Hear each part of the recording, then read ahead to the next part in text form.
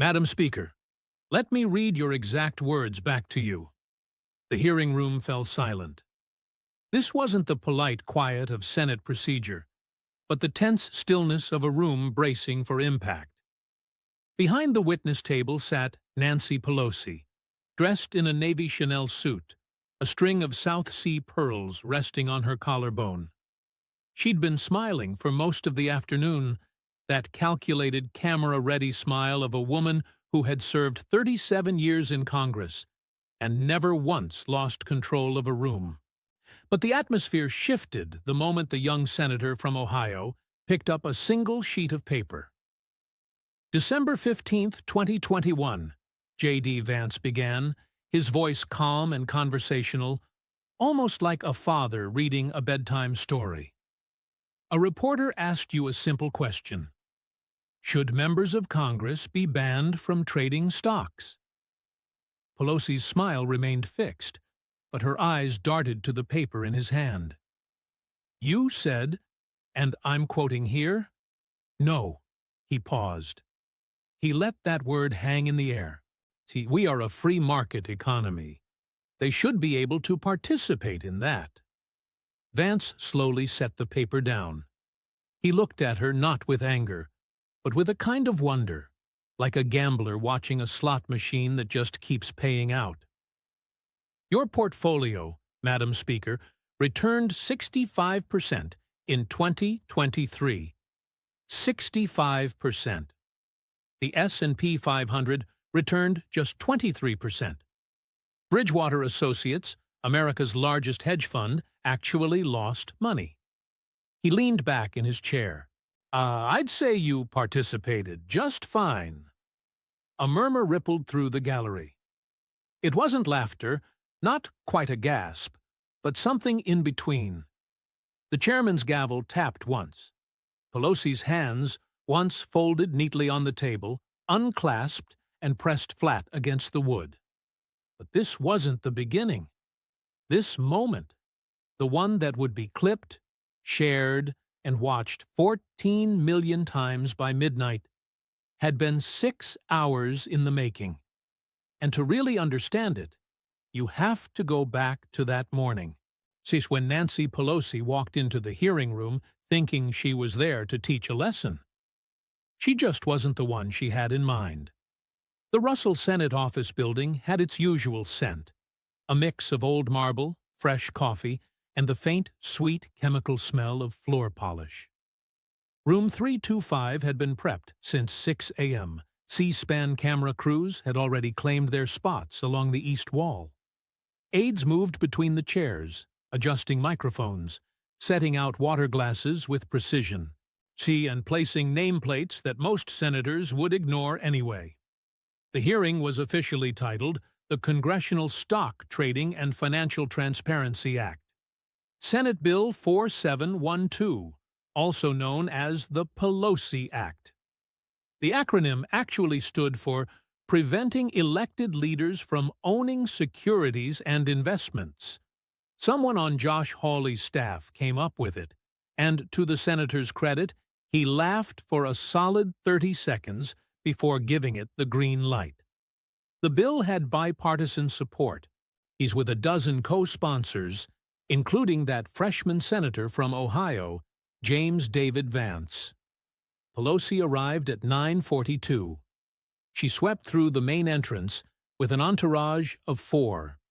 Her legislative director, a comms aide, a personal assistant, and a security guard who posted up by the door, remaining on his feet. She walked with her signature stride, chin up, shoulders back, the deliberate pace of a woman who knew that every hallway in Washington is a stage. Now, most of the committee members rose, some out of genuine respect, others out of habit, and 1 or 2 simply because their chiefs of staff had told them to. Madam Speaker, the chairman said, thank you for joining us. Mr. Chairman, she replied, settling into the witness chair, it's always a pleasure to be here in the Senate, even when you name bills after me. The room offered some light laughter. She smiled. She was good at this. She'd been good at this since Ronald Reagan's second term. Nancy D'Alessandro was born into politics the same way some people are born into money. Her father was the mayor of Baltimore. Her brother was also the mayor of Baltimore. The D'Alessandros didn't just participate in machine politics, they were the machine. She married Paul Pelosi in 1963, moved to San Francisco, and in 1987, she won a seat in the U.S. House of Representatives. 37 years later, she was still there. Twice she served as Speaker of the House, becoming the most powerful woman in American political history. Behind her back, colleagues called her the Countess, some with admiration, some with fear. But no one ever dared to call her that to her face. Her net worth was estimated to be somewhere between $250 and $400 million.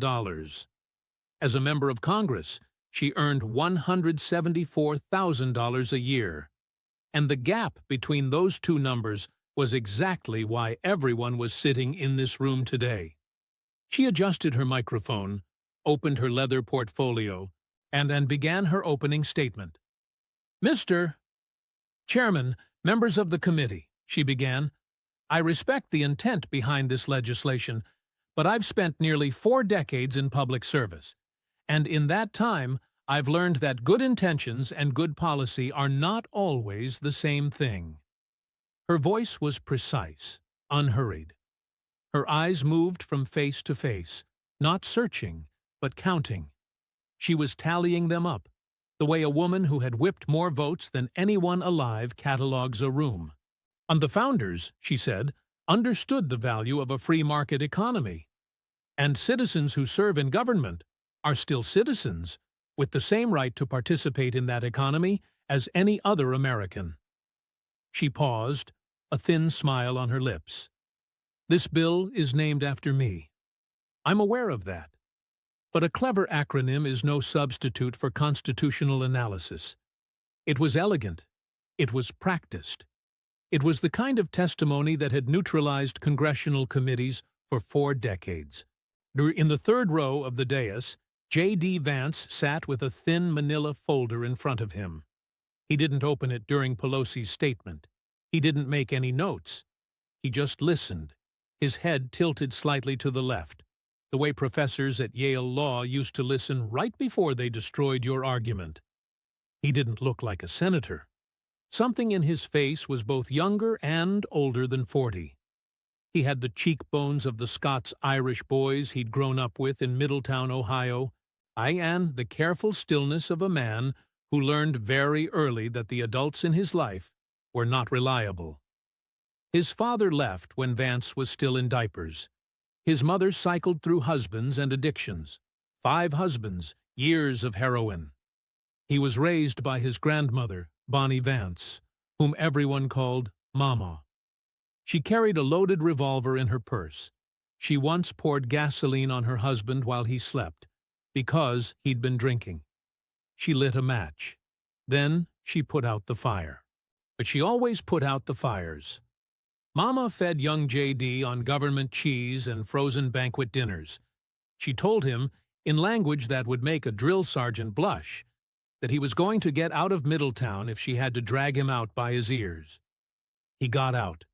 Marine Corps, Ohio State, Yale Law. He wrote a book about it, Hillbilly Elegy, and it made him famous enough to end up in this room. But none of it had erased the taste of government cheese from his memory. Mama died in 2005. See, her entire estate was worth less than a rounding error on Paul Pelosi's tax return. Now, her grandson sat in this hearing room, listening to the most powerful woman in America explain why the rules she had written should not apply to her. 2 other senators asked their questions first. They were soft, respectful questions about market participation, fiduciary duty, and the constitutional rights of elected officials.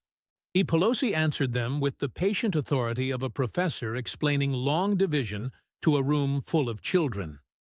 At one point, she turned slightly toward the dais and said, "Senator, I've been in this institution longer than the gentleman from Ohio has been alive. She meant it as a credential, a reminder of her rank. The smile that came with it was serene and faintly condescending. The smile of a woman who had stared down presidents. Vance wrote something on a yellow legal pad, and he didn't look up. The chairman glanced at the clock. "Senator Vance, you have 15 minutes. Vance capped his pen, setting it down parallel to the edge of the folder. "Thank you, Mr. Chairman." He looked at Pelosi, not with hostility, not with deference, but with something a careful observer might have called curiosity. "I don't think I'll need that long." Vance opened the manila folder. Inside were fewer than a dozen pages. There were no poster boards, no blown-up photographs, just paper.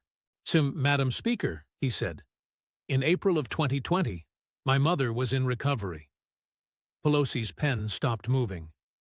She'd been clean for about a year, a little more. That was a big deal in my family. A year clean. We celebrated it the way most families celebrate a birthday, because honestly, there were a lot of years when we didn't think she'd have another one. He spoke slowly. There was no performance in it. Or if there was, it was the kind of performance that had been rehearsed so many times it had become indistinguishable from the truth. She was going to NA meetings, Narcotics Anonymous, 3 times a week, sometimes 4. That was her lifeline. She told me once, she said, "Jay, the meetings are the only place where I don't have to pretend I'm okay." He paused, his jaw tightening for just a moment, then releasing. And then COVID hit, and the building where she went to meetings was closed. The state said so. The county said so. Public health, they said. Stay home, they said. My mother called me late one night. She said, "Jay, I'm scared. I'm alone in this apartment, and I'm scared." And I didn't know what to tell her, because what do you tell someone who's been drowning their whole life that the one lifeboat they found just got pulled out of the water? The hearing room was very quiet. That very same week, on April 14th, 2020, you appeared on national television, beyond the Late Late Show with James Corden. You were broadcasting from your kitchen in San Francisco. Vance then picked up a page from his folder. You gave America a tour of your home. There were 2 Sub-Zero refrigerator freezers standing side by side. The retail price for that pair is roughly $24,000. He stated the number just like he said everything else, without any inflection. That number was left to do its own work. You then opened the freezer drawer, and it was packed full of Jenny's ice cream. Now, for anyone who doesn't know, Jenny's is a premium brand, costing about $13 a pint. He set that page down, and you said, and this is a direct quote, "Madam Speaker, I don't know what I would have done if ice cream had not been invented." From somewhere in the gallery, you could hear someone exhale. That week, that very same week, you said that 40 million Americans had lost their jobs. 40 million. The unemployment rate had hit 14.7%. That was the highest it had been since the Great Depression. He let each sentence land on its own, short, clean, like nails being driven into wood. People were standing in line for hours at food banks with their children, in parking lots, in the rain. And during that same week, the very week the Paycheck Protection Program ran completely out of money. $350 billion was gone. Small businesses all across the country were being forced to close permanently. And when Republicans attempted to add another $250 billion to refill the program, you blocked it. You, Madam Speaker, you personally held up that vote. And then you went on television and showed the entire country your ice cream. Pelosi sat up a little straighter in her chair. Senator, the Paycheck Protection Program had significant structural issues that disproportionately benefited larger. I haven't asked you a question yet, Madam Speaker. His words were quiet, almost gentle, but everyone in the room felt their weight. Vance turned to a new page. 4 months later, on August 31st, 2020, in San Francisco. You went to a hair salon, E-Salon SF, for a wash and a blowout. Now, salons in San Francisco had been closed since March. For 5 months, they were shut down by the public health order. Stylists were unable to work. Salon owners couldn't make their rent. They were in the process of losing everything. But you walked right in. The salon's own security camera recorded you as you walked through the shop. You had wet hair, and you were not wearing a mask. He picked up another page and began to read from it. Your stylist, the man who was walking behind you, was wearing a mask. You, however, were not. A fact now seated in the record. Now, this was during the exact same period that you required every single member of the U.S. House of Representatives to wear a mask on the chamber floor. You also required masks in committee hearings, and you required masks in the very hallways of the Capitol. You even pushed for proxy voting so that members wouldn't have to travel during the pandemic. You were the one who made the rules, and then you were the one who broke them. Pelosi leaned in towards her microphone. Her voice was crisp, carrying the tone of a woman who had decided this had gone on long enough. Senator, I am going to address this, not because you are presenting a very distorted picture. The salon had informed my staff that they were operating within the San Francisco guidelines. So, I went in good faith. And when it became clear that the situation was misrepresented, I took responsibility for it publicly, which is more than most people in this building ever do. Vance gave a slow nod. I appreciate that, Madam Speaker. You took responsibility. Now, let me read to the American people exactly how you took that responsibility. He then picked up the next page. After the video came out, you held a press conference where you said, quote, "It was a setup. I take responsibility for trusting the word of a neighborhood salon." He then looked up from the page. And then you said, "And I want the American people to hear this very clearly. I think that this salon owes me an apology for setting me up." He set the page down very slowly. So you demanded that the salon apologize to you. The salon owner, her name was Erica Cuso, had been in that community for 12 years. She had even taken a $12,000 Paycheck Protection Program loan, the very same program you blocked from being refilled just so she could keep the lights on. After that video came out, she started receiving death threats. Her business's Yelp page was flooded with one-star reviews. She eventually told a reporter, I don't think I can stay in San Francisco.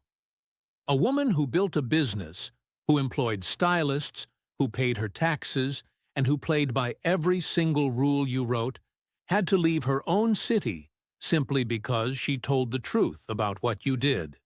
And you were back at the Capitol the very next week. There were no consequences, no investigation, no fine, nothing. The rules just didn't apply. Silence filled the room. Vance closed the folder. When he spoke again, his voice had dropped, not in volume, but in pitch, sounding closer to the ground. It was the voice of a man who wasn't performing outrage, but was instead describing something he had seen his entire life. My own grandmother had a phrase for people like that. She used to say, "Some folks think the rules are just for other people." For a moment, he almost smiled. Mama would have had a whole lot to say about $13 ice cream. He then turned to the next section of his folder. Now, Well, let's talk about something even more expensive than ice cream. Madam Speaker, I would like to walk through a timeline with you. We'll focus on just the dates and the dollar amounts. I think the American people deserve to hear this, laid out in order. Pelosi had regained some of her composure. She sat up straighter and adjusted her pearls.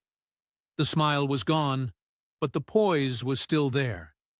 It was the muscle memory from 1,000 press conferences, 1,000 hostile questions, 1,000 moments under the glare of the cameras where Nancy Pelosi never flinched. "Of course, Senator," she said. Her voice was steady. "I have nothing to hide." "Good." Vance picked up a new sheet of paper. This one was covered in numbers, a lot of numbers. Let's start with June 17th, 2022. On that date, your husband, Paul Pelosi, exercised 200 call options in NVIDIA Corporation.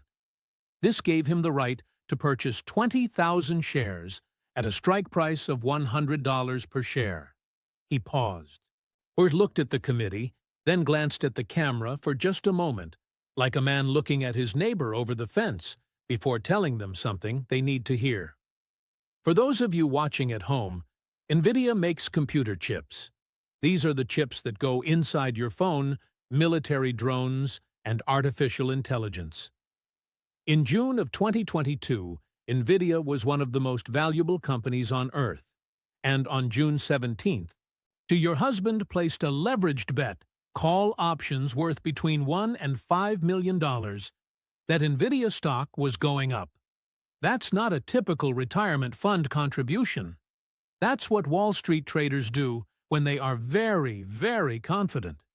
He turned back to Pelosi. Now, what was Congress working on that same month? Pelosi's eyes narrowed. "Senator, Congress was working on a great many things." "The CHIPS Act," Vance said. $52 billion in subsidies for companies that make computer chips. He said the last two words slowly. "Your husband bet millions on a chip company, all while you, the Speaker of the House, were pushing a $52 billion chip bill." July 14th, the disclosure form drops. America finds out. On July 26th, under pressure, your husband dumps all 25,000 shares at a loss. And on July 28th, you pass the CHIPS Act. He set the paper down. Now a person might say, "He took a loss. Up case closed." He smiled. It was not a warm smile, except the case didn't close. November 2023. The public scrutiny has died down. The news cycle has moved on. And your husband, Paul Pelosi, walks right back into the same casino. He purchases 50 new NVIDIA call options valued at $1.88 million. By mid-2024, those options are worth $5.83 million. He made approximately $4 million in profit on the same stock, for the same company, that benefited from the same bill that you passed. Oh, he let that math do its work. $4 million on a company his wife had helped subsidize with taxpayer money. The silence in the room was no longer polite. It was the silence of people doing the arithmetic in their heads. But NVIDIA wasn't the only one. Vance pulled out another page. July 1st, 2024. Your husband sells 2,000 shares of Visa, valued between $500,000 and $1 million. September 24th, 2024. At the United States Department of Justice files an antitrust lawsuit against Visa, accusing the company of illegally monopolizing the debit card market. Visa stock drops 5.5% in a single day. Your husband sold just 2 months before the government sued. He held up the page. But here's where it gets interesting. In December of 2022, your husband sells 30,000 shares of Google. 1 month later, in January of 2023, the Department of Justice sues Google for antitrust violations. And he set the page down and folded his hands. 2 different companies, 2 different years, 2 different lawsuits by the Department of Justice. And both times, your husband sold his position weeks or months before the government sued. He let that pattern settle over the room like a heavy weight. I want to make sure everyone listening at home understands what we are looking at. This isn't about one trade. This isn't about one lucky guess. This is a pattern. Your husband buys stock in a semiconductor company. You pass a semiconductor bill. Your husband sells stock in a payments company. The government sues that payments company. Your husband sells stock in a search engine company.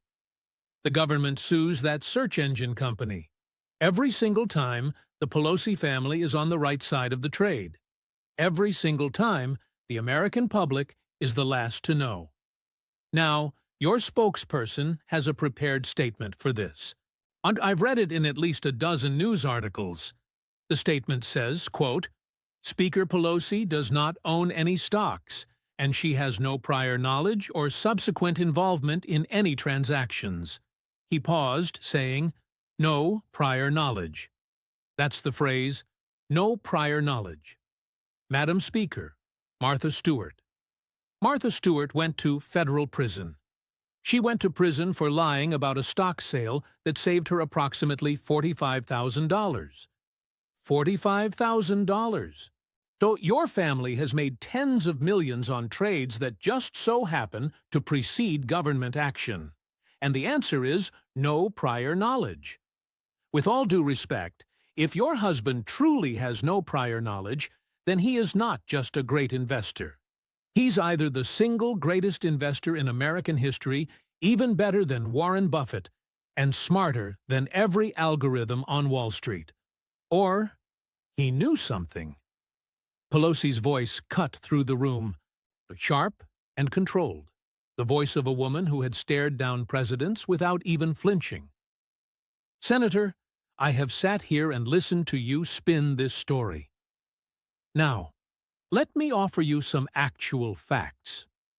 My husband has been a successful investor for more than 40 years, long before I ever became Speaker.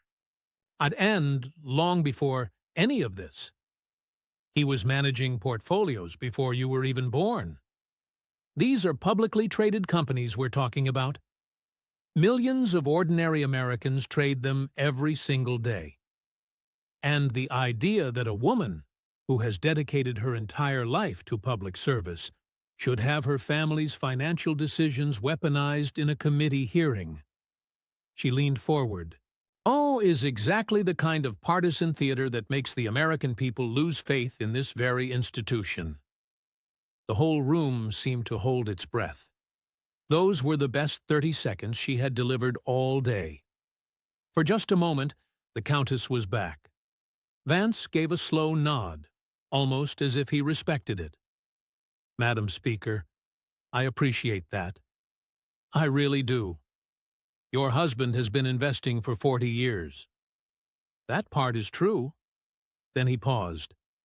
But in all those 40 years of investing, his portfolio never returned 65%. Not until you became Speaker. Millions of people trade these stocks. That's also true. But millions of people don't end up beating every single hedge fund in America. Your portfolio returned 65% in 2023. The S&P 500, by comparison, returned only 23%. Bridgewater Associates, the largest hedge fund in the country, run by some of the most brilliant financial minds on earth, actually lost money. In 2024, your return was 71%, while the S&P was just 25%. And in just the first half of 2025, you pulled in another $8.8 million. He leaned back in his chair. 40 years of investing. And the absolute best years, the ones that made your family hundreds of millions of dollars, just so happened to be the exact same years you were controlling which bills made it to the floor of the United States House of Representatives. A pause. Now either your husband is the greatest investor in the history of the American financial system, better than Warren Buffett, better than every algorithm on Wall Street. Or he had help. By now, Pelosi's hands were pressed flat on the table. Her rings glinted, catching the overhead light. Folks back home have a word for this, Madam Speaker. It's not the free market. He paused. It's called rigged. A stir rippled through the gallery. A cough, the creak of a chair, the scratch of 20 pens hitting 20 notepads all at once. Vance glanced down at his folder, and then his eyes shot back up to Pelosi. That's an awful lot of ice cream, Madam Speaker. He turned the page. But let's talk about what happens when the free market comes for your family. The feeling in the hearing room had changed. It was not the same room it had been just 2 hours ago, when Pelosi walked in with her entourage, her pearls, and the unbreakable confidence of a woman who had never been outplayed on Capitol Hill. The pearl necklace was still there. The Chanel suit was still perfect. But something behind her eyes had shifted, the way a building looks the same right after an earthquake, until you finally spot the crack running up its foundation. Pelosi's attorney, sitting just behind her, had leaned forward to whisper something. She had waved him away with a flick of her wrist, the gesture of a woman who doesn't accept help, who has never needed it, and who couldn't afford to look like she did. Not here. Not with all the cameras rolling. When I was 17, Vance said, a buddy of mine from Middletown got a DUI. The sudden shift in his tone was jarring. The prosecutor was gone. And in his place was the kid from Ohio, the one who wrote a book about where he came from because he couldn't stop thinking about the people he'd left behind. His name was Kevin. He worked at the Armco plant, second shift. He wasn't a bad guy. He'd just had a few too many at a bar after his shift. It happens. He got pulled over on Route 4. Blew a .09, just barely over the limit. And he lost his license. Now, in Middletown, Ohio, if you lose your license, you lose your job. Because there's no bus. There's no subway. There's you, and there's your car, and there's the 20-minute drive to the plant. That's it. Kevin lost his job. His wife took the kids and went to her mother's in Dayton. Last I heard, he was living in a trailer off Lebanon Road. One DUI, a .09, and his entire life was over. Vance looked straight at Pelosi. May 28, 2022. 10:26 p.m. Napa County, California. Your husband was driving a 2021 Porsche 911. He was crossing State Route 29 near Oakville. A Jeep slammed into his vehicle. There was major collision damage to both cars. When the California Highway Patrol arrived, they noted, and I'm reading directly from the CHP report here, red, watery eyes, unsteady on his feet, slurred speech, and a strong odor of an alcoholic beverage coming from his breath. They tried to give him a field sobriety test. The report says that your husband couldn't raise 1 foot and count without grabbing the patrol car to keep his balance. The officer actually told him to stop because, and I quote, I don't feel comfortable having you perform this test. I don't want you to have the potential of falling over and hurting yourself. His blood alcohol content was .082. In California, the legal limit is .08. Vance paused. Now, this is the part my buddy Kevin would find really interesting. He picked up a page. When the officer asked her husband for his driver's license, Mr. Pelosi handed over something else, too. It was a card, an $11.99 foundation card. The $11.99 Foundation is a charity connected to the California Highway Patrol. If you make a big enough donation, you get a membership card. And when you hand that card to an officer during a traffic stop, you're sending a very specific message. The dashcam caught the officer's response, and I want to read you exactly what he said. Vance read slowly. I'll discuss with my supervisors to see what they're willing to do, just because we know you're a high-profile person. He set the page down. Because we know you're a high-profile person. My friend Kevin from Middletown. He didn't have an 1199 card. He just had an Ohio driver's license and a pickup truck with 200,000 miles on it. Your husband are charged with a DUI causing injury. Pleaded guilty. He was sentenced to 5 days in jail. Vance held up his hand and began to count on his fingers. He got 2 days credit for time already served. He received 2 days off for good behavior. And the last day was turned into 8 hours of community service. So, 5 days became 8 hours. Your husband had to install an ignition interlock device on his car for a year. That's a breathalyzer built right into the steering column. And he had to blow clean just to get the engine to start. It's like a teenager with a learner's permit, except the teenager didn't just crash a Porsche. He was also ordered to pay around $7,000 in fines and restitution. $7,000? He let that number hang in the air. Madam Speaker, your family's net worth is estimated to be over $250 million. Some analysts even say it's closer to $400 million. But let's be generous and just call it $250 million. $7,000 out of a $250 million net worth is, let me do the math here, 0.0028%. That's not even a rounding error. It's the rounding error on a rounding error. My buddy Kevin, with a .09, lost his license, lost his job, lost his wife, and lost his kids.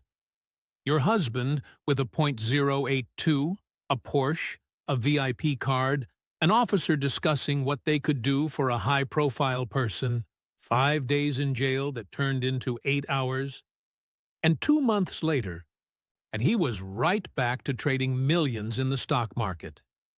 He let the silence hold. That's the free market, Madam Speaker.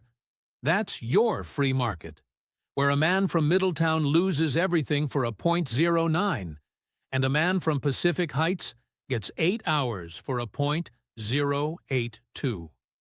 Pelosi's voice was ice. Senator, my husband's case was handled in a court of law. He was charged. He pleaded guilty. He was sentenced by a judge. The system worked exactly as it was designed to work. And I find it deeply inappropriate that you're using a family member's personal matter. A personal matter. Vance repeated the words slowly. Madam Speaker, Kevin's DUI was a personal matter too. The difference is that nobody discussed with their supervisor what they were willing to do for Kevin. He closed that section of the folder and opened the next one, bringing him back to where he started. On December 15, 2021, a reporter asked you a simple question. Should members of Congress be banned from trading stocks? You said no. You said, and I know I've already read the quote, but I want to read it one more time because I think the American people need to hear it again. We are a free market economy. They should be able to participate in that. In 2021, there were several bills on Capitol Hill to ban congressional stock trading. Bipartisan bills. Democrats and Republicans were working together, something that doesn't happen often in this town. Well, you had Senator Ossoff, a Democrat from Georgia, Senator Hawley, a Republican from Missouri, Representative Ocasio-Cortez, Representative Chip Roy. All of them were saying the same thing. This has to stop. And you, as Speaker of the House, didn't just oppose them. You blocked them. You controlled the calendar. You decided what bills came to the floor. And so these bills with bipartisan support, bills that 70 to 80% of the American public wanted, never even saw the light of day. No, you didn't just say no. You made sure that nobody else could say yes. The Nancy Pelosi stock tracker became one of the most followed accounts on social media. Everyday investors started copying your husband's trades and were making money. There's even an ETF, an exchange-traded fund, with a ticker symbol named after you. It tracks the trades of congressional Democrats, and it outperformed the market. Then, in 2022, under all that pressure, you announced that you'd changed your mind. And you told reporters you would finally support legislation to restrict stock trading. The headlines were very generous. Pelosi reverses course. Speaker embraces reform, but no bill ever came to the floor. In 2023, your portfolio had a 65% return. In 2024, 71%. In 2025, you announced your retirement. You said you wouldn't seek re-election, and then suddenly, after 37 years, you supported the stock trading ban. He paused. Because you've already made your money. My folks back home have a word for that too, Madam Speaker. It's not free market. This isn't just hypocrisy. It's like pulling up the ladder right after you've climbed to the top. Pelosi started to open her mouth to say something. Vance held up his hand. Not sharply, not aggressively, just a slow lift with an open palm. I'm not finished, Madam Speaker. I have one last thing to say, and I want you to hear every word of it. The whole mood in the hearing room had shifted. For the last hour, J.D. Vance had been like a prosecutor, methodical, precise, building his case brick by brick with dates, dollar amounts, and direct quotes. His manila folder was almost empty by now. The pages he'd read from were fanned out across his desk in the order he'd used them, like cards laid face up after a winning hand. But then, something changed the moment he closed that folder. He didn't reach for another piece of paper. He didn't shuffle any papers around. Instead, he pushed the whole folder to the far edge of his desk, as far away as he could get it, without standing up. And when he turned back to face everyone, his hands were empty. That's the image people would remember later, more than any specific line, more than the NVIDIA timeline, the visa patterns, or the DUI. They would remember the moment J.D. Vance put down the evidence and spoke with nothing left in his hands. Pelosi just watched him. Her face was composed, showing 37 years of that same composure, the kind that becomes structural, like the load-bearing walls in an old house. But her hands hadn't moved from the table for several minutes. Her attorney leaned forward twice. Both times, she didn't even turn around. In the gallery, a woman sitting in the second row was crying. She hadn't said why, and no one asked. When Vance started speaking again, his voice had changed. It was quieter, slower. It had the rhythm of a man who wasn't arguing a case anymore, but was finally saying something he'd carried with him for a very long time. Kind of like how you carry a stone around in your pocket until you find just the right place to set it down. You said something earlier today that stuck with me. Madam Speaker. You said you've been in this institution longer than I've been alive. And you're right. You have. You've been in Congress since 1987. I was 3 years old. And in those 37 years, your family's net worth somehow went from a congressional salary to over $250 million. Some estimates put it at $400 million. I don't know which number is right. I don't think anyone really does. But I do know this.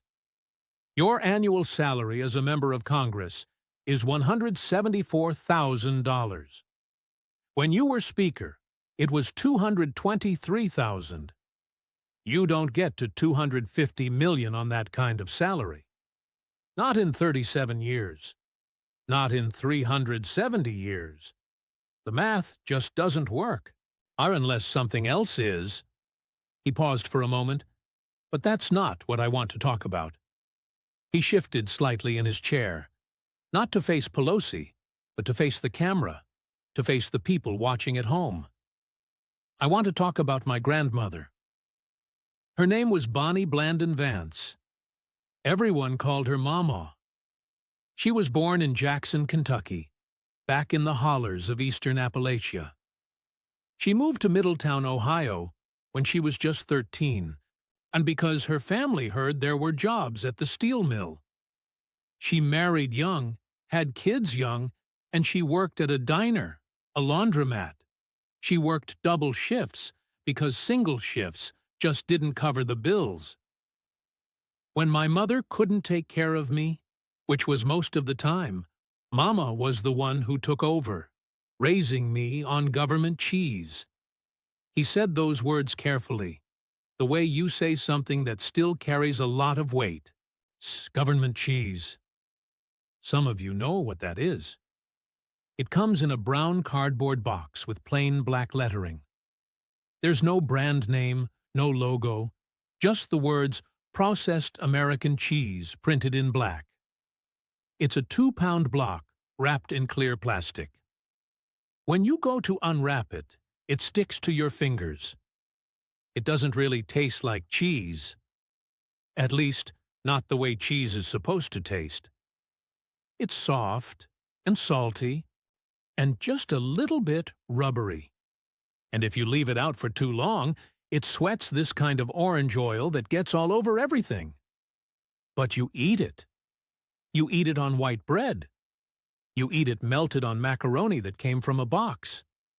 You eat it because it's a Tuesday, and there's nothing else in the house. And your grandmother's working a double shift, and your mother isn't there. And you're 11 years old. You're saying you don't know yet that people out in San Francisco have freezers that cost more than your grandmother's car. That's government cheese. That's where I come from. Mama's freezer was a Frigidaire she bought second-hand back in 1982 from a neighbor who was moving down to Kentucky. It was off-white and dented on the left side where someone had hit it with something. She never said what. The handle broke back in '89, so she had to tie it shut with a bungee cord because we couldn't afford to fix it.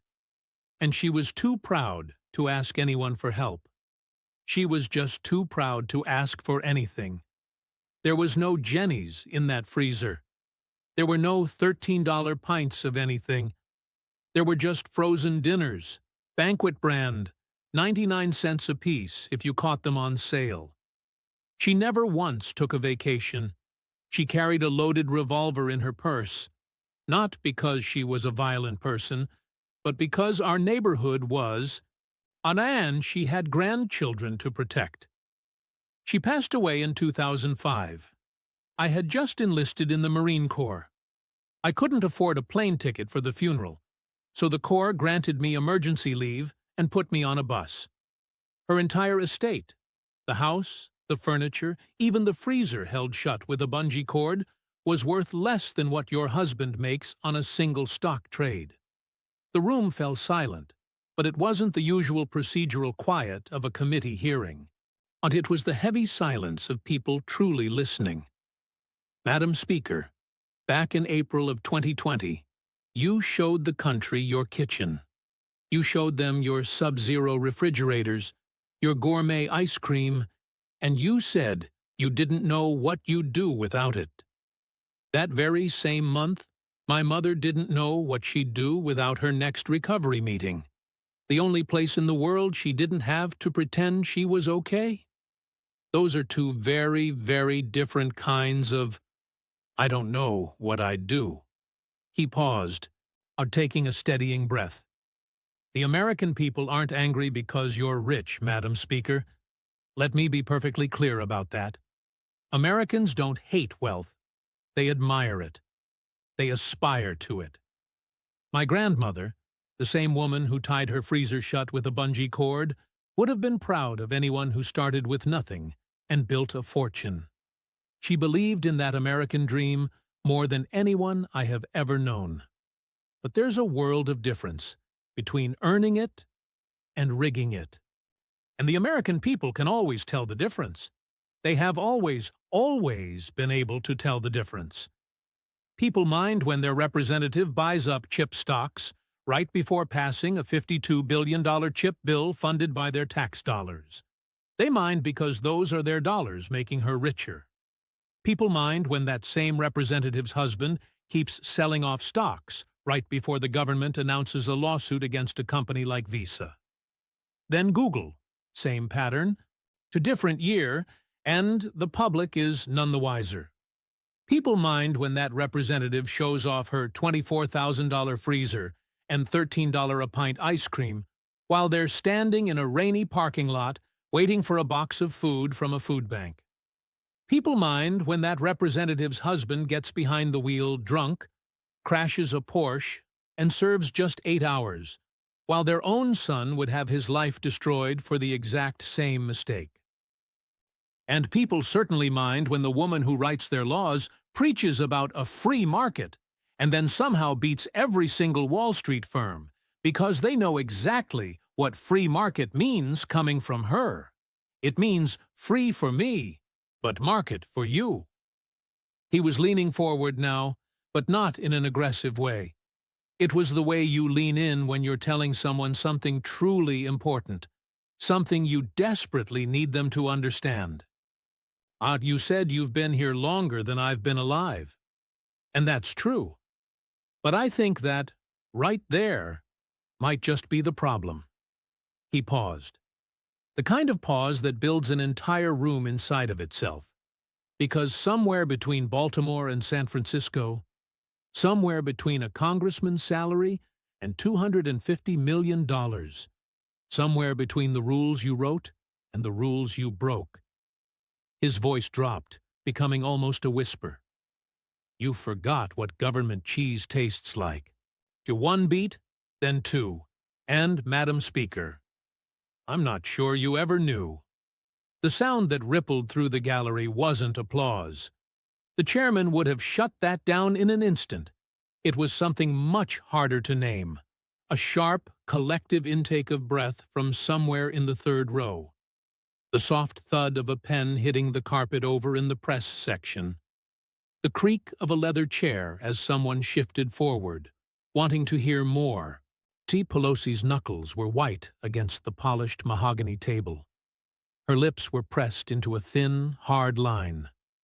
The string of pearls at her throat rose and fell with each breath, a rhythm that was just slightly faster than it had been at the start of the day. She did not speak. For the first time in her 37 years in the United States Congress, Nancy Patricia D'Alessandro Pelosi did not have a response prepared. The chairman cleared his throat, breaking the tension. The gentleman's time has expired. Vance simply nodded, picked up his folder, and stood. Thank you, Mr. Chairman. He walked out through a side door. He never once looked back. Within an hour, the clip was absolutely everywhere. Government cheese was trending on social media before the hearing room had even cleared out. By that evening, it had 8 million views. By midnight, that number climbed to 14 million. Within 24 hours, there were T-shirts. To a small diner in Kentucky put a government cheese special for $2.99 on its marquee. A veteran in Texas held up a block of actual government cheese on camera and said, "This is what they forgot." That video got 11 million views. Pelosi left through a side entrance at 4:17 p.m. There was no statement, and she took no questions. An aide held an umbrella over her head, even though it wasn't raining. Her communications director simply told the press she was proud of her decades of public service. A junior aide later told a reporter, off the record, that Pelosi hadn't spoken a single word in the car ride back. Not one single word.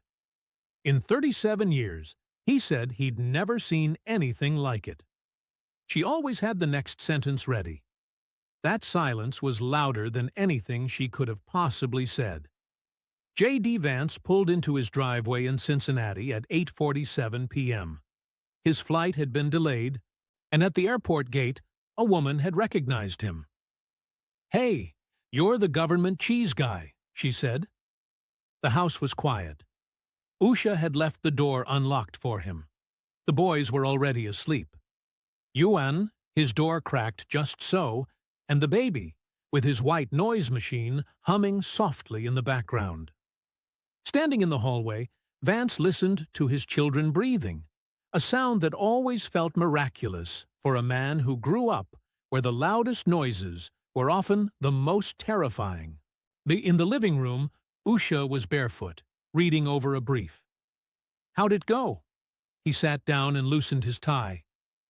"I just kept thinking about Mama." "Was it hard?" "No." He paused to think about it. "And that's the thing that bothers me. The facts are just the facts. She'd bought the stock. She'd blocked the bill. She'd shown the entire country her ice cream. It's all just out there. She would have absolutely hated every second of it." Usha tilted her head, curious. "Pelosi?" "No, a mama." The hearing itself. The very fact that it even had to happen. From the next room, a white noise machine hummed softly. His youngest son rolled over in his sleep, filled with the perfect trust of a child who'd never known a morning without both his parents there. And that was what Vance had always wanted most of all. It wasn't the Senate seat, or the hearing, or even that video clip going viral online. He just wanted to build a home where his children could sleep peacefully, but where the freezer actually worked, and where no one ever had to lie about where they were, what they took, or if they were coming back. Back in Middletown, Ohio, inside a house sold twice since Mama passed, an old freezer with a broken handle sat in a garage nobody used anymore. The bungee cord that held it shut had dry rotted years ago. Its compressor hadn't kicked on since 2009. If you were to open that door, pulling hard enough, the seal would give way with a soft, damp pop, and the air inside would smell of dust, old rubber, and a faint chemical tang. But just beneath all that, if you were the kind to remember, you could still smell it. Government cheese. It smelled of a country that once seemed to believe the rules were for everyone. It smelled like the America before the ice.